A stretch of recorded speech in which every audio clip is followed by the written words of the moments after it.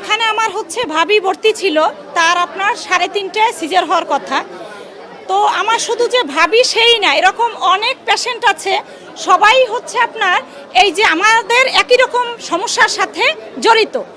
আর এখন আমি জানি না যে এই সাংবাদিক হোক বা পুলিশ কর্তৃপক্ষ হোক, এদের আসলে কি উদ্দেশ্য এই হাসপাতালটাকে ঘিরে।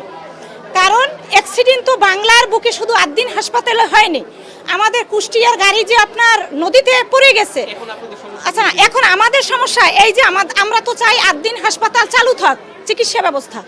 কারণ আমি যে আপনার এই যে বিল দেওয়া হয়েছে ওষুধের সব কিছু ওটিতে ঢুকাবে, এই মুহূর্তে আপনার আমাদের রিলিজ দিয়ে দিয়েছে। কাউন্টারে আসছি, কাউন্টারে এসে আপনার কোনো লোক নাই। তো আমার এখন এই মেডিকেলের যে ওষুধের বিল, এটা আমি কার কাছ থেকে নিব? আমি কি আপনাদের কাছ থেকে নিব? এখানে লোক নেই কোনো জায়গায় না। প্লাস কত রোগী আপনার ক্রিটিক্যাল অসুস্থ, দেখা গেছে তারা এখন গাড়িতে উঠানোও সম্ভব না। তো এই পেশেন্টগুলোর রিস্ক কে নেবে? না, হ্যাঁ, যে আমরা এখন তো বিপদগ্রস্ত। আর বিপদ কি? এটা একটা জীবনের প্রশ্ন। শুধু যে আপনার টাকা পয়সা সেটা না, যারা ভর্তি তারা তো ক্রিটিক্যাল কঠিন অবস্থায় আছে। আর প্লাস আমরা সাথে যারা আছি তার ফ্যামিলির লোকজন, তারাও ক্রিটিক্যাল অবস্থায় আছে। এখন আমরা একটা বাংলাদেশের ভিতরে এমন সুন্দর একটা পরিবেশ পেয়েছি, এখানে এসে গরিব ধনী সবাই আপনার অল্প খরচে আপনার ট্রিটমেন্ট চিকিৎসা পাচ্ছে। সকাল 8টা বাজে প্রশাসনের লোক আইছে, সাংবাদিকের লোক বলে আমরা এই আসন্ন নামাজের পর কিভাবে জানতে পারতাছি এই ঘটনাটা?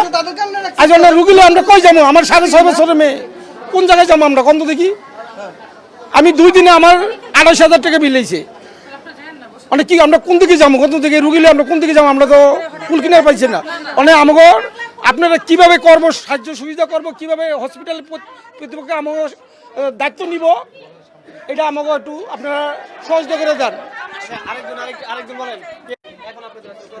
এখন এই মুহূর্তে তো কোথাও যাওয়া সম্ভব না, এটার জন্য আমাদের সময় দিতে হবে। যে কোনো বিনিময় হোক আমাদের এখানে সময় দিতে হবে। যেহেতু আমাদের যে বেবি যাদের রয়েছে আইসিইউতে, আমার নিজের বেবি রয়েছে আইসিইউতে, লাইফ সাপোর্ট রয়েছে। তো এই মুহূর্তে কোথায় নিয়ে যাবো, কীভাবে যাবো? এটার জন্য তো আমাদের সময় দিতেই হবে, 5 দিন 7 দিন 10 দিন যে কদিন লাগে। এই সময়টার জন্য বিশেষভাবে অনুরোধ করছেন। সিজার হয়েছে, কিছু বুঝছেন নি। আমার ছেলে হয়েছে আইসিইউতে এখন বর্তমানে, আমার ওয়াইফ আছে অবজারভেশনে। এখন আমি এই দুটোটা মানুষের নিয়ে আমি কই যাবো? এরা বলতেছে যে রুগী ভালো করার জন্য এরা এটা বদ্ধ করে, কিন্তু আমার রুগী এখন আমি কই যাবো? যারা মরে গেছে তারা তো গেছে, এখন যারা স্টিল ইনসেড আছে তারা মরে গেলে তারা কই যাব? তো আপনারা তো এগুলো একটা সিস্টেম করে দিবেন আমাদেরকে, না যারা আছে এদেরকে আমরা অ্যাকসেপ্ট করবো। আমরা স্টিল ডাইরেক্ট বদ্ধ করে দিতেছেন, কোনো কথা নাই বার্তা নাই। কিরে ভাই, আমরা কি এখানে কি এমনি মরে যাওয়ার জন্য? বাচ্চা ওয়াইফ এখানে সবাই এখানে আনছে মরে যাওয়ার জন্য? তা আপনারা একটা তো সাইড করবেন নাকি? তো এখন বাকিটা আপনাদের উপরে নির্ভর করে বলতেছি ভাই, আপনারা মিডিয়া কর্মী এখানে আসেন, যেটা ভালো হয়, যেটা যেভাবে যেখানে যে পৌঁছায় আপনারা এই জিনিসটা করবেন প্লিজ।